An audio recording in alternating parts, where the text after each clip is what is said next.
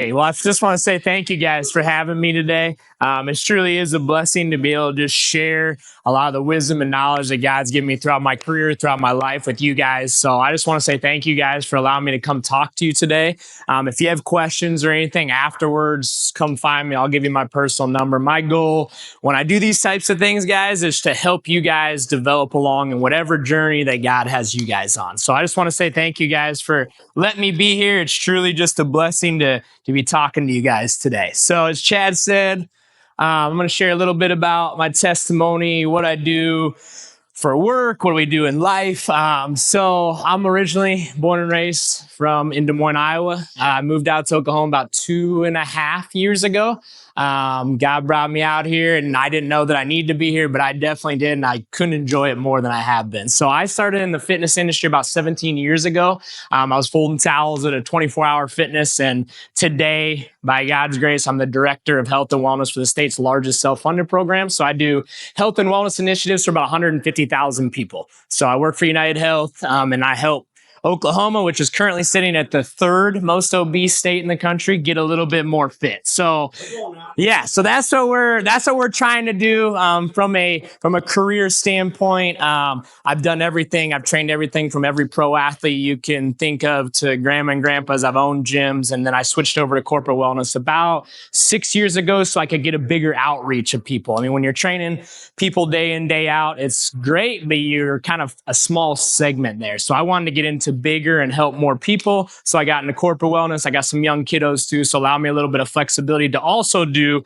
things like this. So a little bit about my fitness journey. I put a little bit of just fun pictures up there. Obviously, my most important one, you're going to hear it throughout the presentation. Everything, the reason I'm here, everything I have is all because of God. Actually, what's cool is that picture of me getting baptized is from this guy right here. So he actually baptized me a little over 2.5 years ago. And that's when God kind of really went to work on my journey. I got in a car accident in 2019 when I was back in Iowa. A lady ran through a stop sign, hit me on my driver's side, popped me up over in the median. I was on two wheels sliding into oncoming traffic in the busiest street in Iowa, which would be equivalent to like your Memorial. And no one was coming for those 25 to 30 seconds. So it just wasn't my time. Got out, got done. My car was completely totaled. Airbags, had to climb out the back end. Went to the doctor the next day because my left side just wasn't feeling normal at the time. This isn't like a flex, but I could squat well over 400 and I couldn't squat the bar. I couldn't stand back up. Went and saw my buddy who was a sports performance guy. He ran some tests. I was supposed to run a marathon that weekend. He's like, well, I got some bad news. And I'm like, what? I don't get to run this weekend? He goes, you might not ever run again. And I was like, well, that's interesting. Why is that? He's like, well, you have nerve damage in your TFL and your piriformis. So those nerves control all your lower body movement on my left side. And they were completely severed, turned off. So like my brain knew what I wanted to do on my left side. But if I squat, if I ran, this leg didn't work. So I spent the next year feeling sorry for myself, went down a road of addiction to pain pills, booze, you name it. Lost a lot of things along the way, and then gave my life to Christ, and everything changed. And I'm like, all right, God, well, I know you have some big plans for me, so why don't you use me as a testimony to inspire others, to show you what's possible? Because I played college sports, never had an injury in my life, never knew what it was like to start over. So God's like, well, you need some humility in your life. How about we take everything from you, and you're going to start from scratch? I want to see if you can work your way back up to the elite level of fitness. And it was a journey. I spent 3.5 years relearning how to walk, run all over again. And I only regained 80% in my nerves. So I still don't have 20%. But I was like, you know what? I'm going to learn to make my 80 better than everyone else's 100%. And I'm going to go to work and I'm going to figure this whole thing out and trust that God has a plan for me. So the first day back, I was running probably around 5-minute miles previously before the car accident came back. It took me 11.5 minutes to run 1 mile. I was out of breath for about the next half hour, went home, threw my bag on the floor, told my mom I was done. This is going to be way too hard. I'm never going to come back. There's no way. She's like, I raised you better than that. Aaron knows my mom personally. Just a quick side note, my mom's 65 and she got second in Alcatraz swim last year at 64. So I've seen that and had some motivation, some discipline through that. She's like, I didn't raise you that way. I know you're not going to quit. This is temporary. You just keep showing up one day at a time. We'll see what God does in your life. Well, what's really cool is these two pictures right here. So I was told you'll never run more than 1 mile ever again. at a time. You'll be lucky if you can ever get to, more than 10 miles in a year. If you're lucky, you might be able to run that through walking, jogging, but your distance days, your competing days, everything's done. This picture was from last year, 2 years ago. Me and my brother finished 8th in the world for High Rocks, which is a hybrid race. And then this is actually just from 3 months ago. Me and this guy right here ranked number 1 in the country for hybrid racing for High Rocks. High Rocks is 8 workouts. You run 1,000 meters between each workout for time. We finished in 54 minutes. So we were holding about a 5:25 pace for 5 miles straight with everything else. So we went from 0 and spent a year and a half coming back and working hard to 2 of the, and I say this with all humbleness, 2 of the fittest guys in the United States. What's cool is he has one of the same similar injuries that I have, and they told him he'd never run again. So when you guys are in life and when we get to talking about your discipline, your business, the world's going to put limitations on you. It's going to happen. It's regardless. But you're in the right spot here because you got guys that are going to lift you up and your goals are never going to be too big. But you also, if you have God, anything's possible. So the world doesn't really matter. So that's just a little bit of piece of my testimony. So the fact that I'm here is a miracle, but the fact that we're competing at the elite level that we are now is even bigger miracle. And not to mention, I have 2 jobs, plus we're running a nonprofit and I'm a single dad. So it's not like I have all this time in the world just sitting around. I make time for fitness. And as I'm going to talk to you guys about today, if you make time for fitness, the rest of your life will go completely smooth. Okay. I'm a massive Joe Burrow fan and a Bengals fan. So that's why I chose this picture. Easy. But, that's why I put this top. My mom told me this, and she's told me this since I was a little kid. And I'm sure you guys have heard this, through chat and your Maverick Mindset.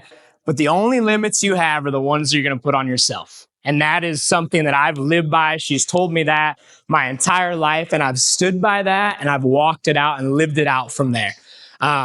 Luke 1:37 is a verse I want you guys to go look up on your own today when you get done and really sit on it. It's a really short verse, but I'm going to give you guys that homework to go look it up and really see how God speaks to you through that verse today. That's one thing I wanted to leave with you guys. And then the last thing I had, we talked about this in the podcast. You guys are doing it already. Surround yourself with people who are going to lift you up, not bring you down. I tell people all the time, I heard this one time, it's cool to want everyone to eat, but only certain people get to eat at your table. So if we have these big goals, we're going to win the world championship. You know how many times we run into people and go, you really think you can do that? And we're like, it's okay. We know you don't think we can, but we do. And that's all that matters. But if I'm constantly surrounded by people who are telling me I'm going to be down here, well, I'm going to start to believe that same thing. So that when it comes to mindset and fitness, again, I know I'm very blessed that I grew up with a mom who was a high achiever and has never told me no when it comes to any of my crazy plans or ideas. But that discipline that she's instilled in me has helped me get to where I am today. So 4 pillars. If you guys got notes, write these down. And these are in order for a reason. Okay. So it's faith first. That's a non-negotiable. I don't know where you guys are at in your walk. I'm not here to convince you one way or the other. All I'm going to tell you is, without God, your life will never be complete. I've won pre-Jesus days, I call them. I won world championships in soccer, national championship, state championship, and I was empty as could be. So I always tell people, and I would be doing him a disservice if I didn't tell you guys today, faith would always be number 1 in my life, no matter what, because without him, I wouldn't be here today. The second piece is fitness. Now, if you notice, fitness comes before family. And when I've talked to people about this, they start to cringe a little bit. They're, wait a second, you're telling me I got to put fitness over my family? That's like, no, I'm not telling you to put it over. I'm telling you to prioritize it with your family. It's not in place of, prioritize it with your family. Because here's the thing. If I don't take care of my body and I don't get in the gym and I don't eat good, how can I be the son or the father my kids need to be? If you don't have kids, insert whoever is depending on you here. Okay, I have kids. So for me, I can't be the best dad that I can be. If you guys are married, you're not going to be the best spouse you can be. If you don't take care of yourself, you're not going to be able to be the person you need to be for your family. It's a pillar that I will argue with people till they're blue in the face. You find me someone who's disciplined in fitness, and I'm not going to say they're going to be the best husband, dad, whatever it is, but I can tell you they're going to have more of a fighting chance than if you're just sitting on the couch, eating Cheetos, drinking beer, and being sloppy. I'm just being honest with you guys, because of fitness being prioritized with my family, if I know I have something coming up and my kids have games all day, guess what? We're getting up at 5 a.m. and we're going to make time for the fitness, but it's not going to take away from my family. Because I did go down a slippery slope where fitness was above my family. I wasn't prioritizing it for them. I was doing it for me. So you got to remove yourself from the situation and say, I got to be better for my family. I have 2 kids who are 4 and 6. They don't do tablets. We play all the time. I will wear them out, my dog out, and everybody else in between, and still go do other stuff because I'm in shape enough to do it. There is nothing worse if you're a father in here, you want to be a father in here someday, than when I go to trampoline parks and go places and I hear kids, Daddy, come play with me. Oh, Dad's too tired. Dad can't do that. That's unacceptable, and you won't hear that out of my mouth. Because in my eyes, I'm like, I'm going to have these kids this age for only so long. So I'm going to be the best shape I can be so I can be a better dad to them. I can be a better son to my mom. I can be a better brother to my brother. I can be there for the people around me because I need to be. Prime example today, I had a podcast with these guys at 9 a.m. I have 2 kids I have to get ready for school. My dog had to be for the vet. I work in corporate wellness, so I had 3 presentations to do, and I worked another job, and I still did a full high rocks before I got here.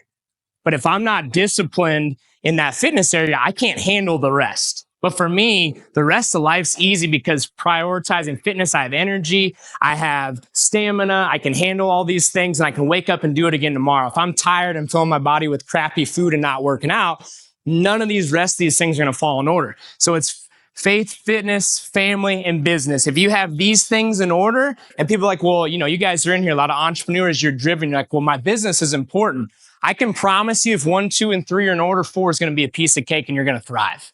Because I'm going to tell you, this used to be 1 and I failed miserably. If you put business first, you will fail. Prime example, the job that I have, I spent the first 14 years of my career without God leading the way.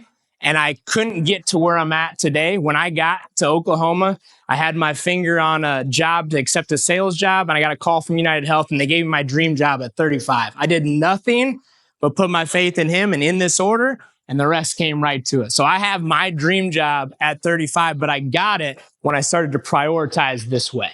If you put business first, I can promise you, you're not going to get there as fast as if you put it in this order. So that's going to be my advice to you from someone who has fallen short, who has put themselves first, who did lose a lot of things, but learned a lot of lessons. This is the way to success right here. Oh, we went too far. All right. So we've kind of touched on what is fitness and success and why is it so important.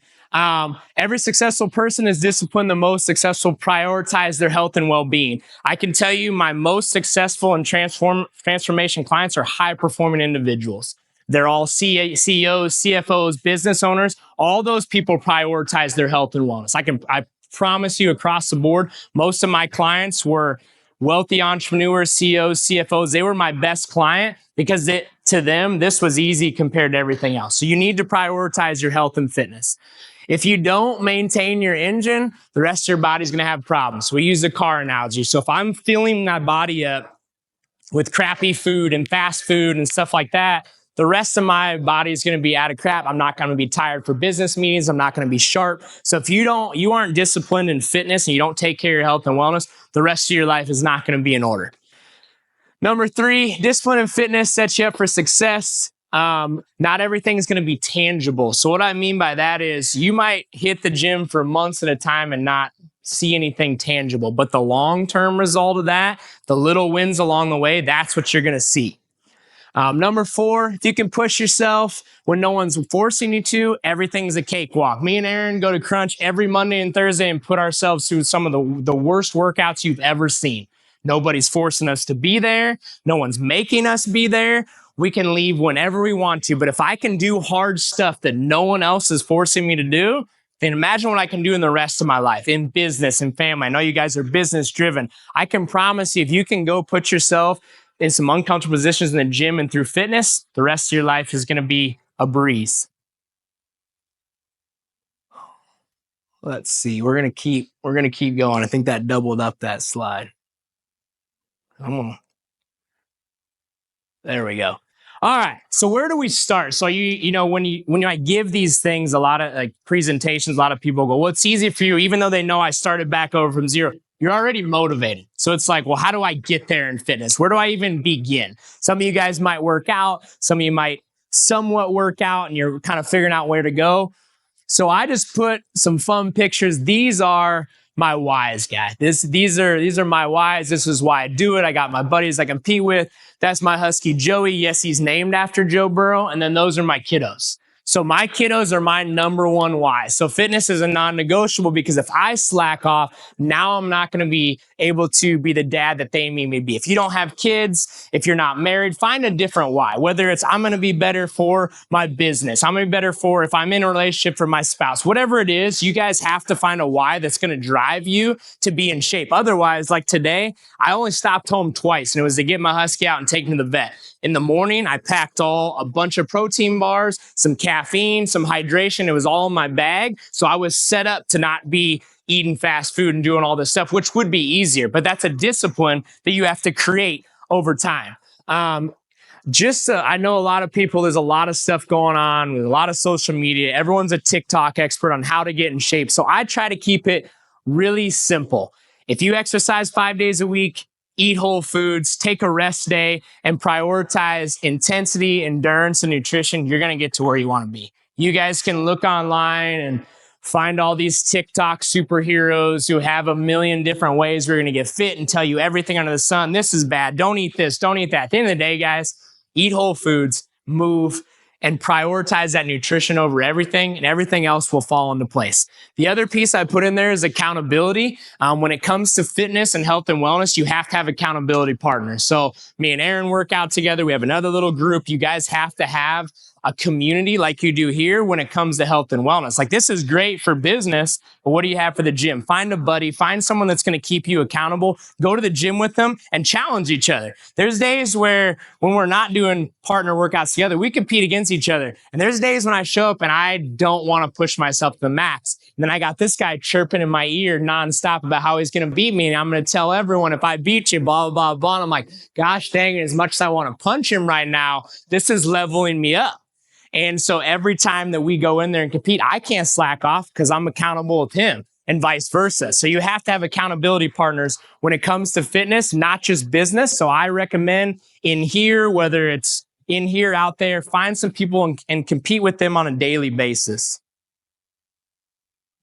All right. So when it comes to health and fitness and mindset, I think everyone shoots to the moon too quick. I like to tell people, have short-term goals. So every 8 to 12 weeks, set a new goal, whatever that is for you. And it can be insert here. I'm not going to eat out for 12 weeks. I'm going to go to the gym for 5 days. It can be something simple.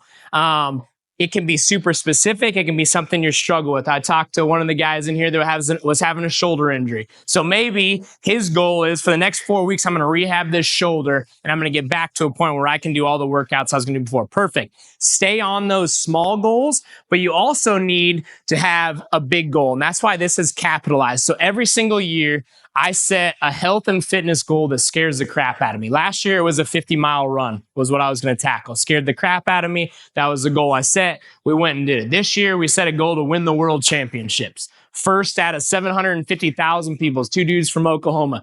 Deep down, scares the crap out of me. I know we can do it, but it's scary. Like you're just 2 dads from Oklahoma that are just going to compete with guys who literally do this for a living. The guys that we compete against, this is their full-time job. They don't do the other 8 million things we do. Half of them are 21 years old and have nothing but college and free time. Now, I know some of you guys in here are way ahead of the game at 21. These guys are your typical 21-year-olds. They're out. They probably train all day, party in, rinse, repeat. They have all the time in the world. So we set a goal. We're going to be 2 dudes from Oklahoma that beat all of you guys. You have no clue who we are, but we're coming. So we did that in Dallas. We won. Now we're going to keep leveling up and setting big goals. So I can tell you my ultimate 2 big goals that I have. And again, it's funny because I texted my mom one of these in the middle of the night, and that's why she will never tell me no. I said, hey, I saw an ad where you can run 7 marathons in 7 different continents in 7 days. It costs $48,000. That's my ultimate goal now. So my ultimate goal is I'm going to do that race. Someday down the road, I'm going to run those 7 marathons in 7. She goes, perfect. Make sure you raise $96,000 because I'm just going to come watch. So that's what's cool about that. I have accountability here with Aaron, but like my mom has always been my rock. And I text her that at midnight. She responds back, awesome, can't wait to watch it. But see, these are goals that I set, and they're not for the accolades or whatever. It's because I'll get comfortable if I don't. Naturally, I'm just like anybody else. I'm lazy deep down, but I have this discipline of, okay, if I set this goal for myself, I'm not going to fall short. So my best advice to you guys when it comes to short-term and long-term fitness goals, set short-term ones. So every 3 months we like to compete or do something, and then we have a yearly goal that scares you. So that's my ultimate goal. But after this year, when we win the world championships, we'll reset and I'll set a new goal next year. I was told on top of not being able to run, Ironman was literally, I don't care if I ran 2,700 miles last year. Ironman is never supposed to happen for you because sitting on the bike will literally lock up my legs to the point where I won't be able to run. So that's on my list probably for next year. That's what we're going to tackle. But that's the thing is, guys, that mindset, which I know Chad talks to you a lot about, is not just words. Like living those out will take you places that you never thought possible. I'm standing up in front of you guys talking to you about health and fitness and mindset. In 2021, I was homeless. I lived in my gym. I was going through a divorce. I was battling addiction, and I lived in my gym.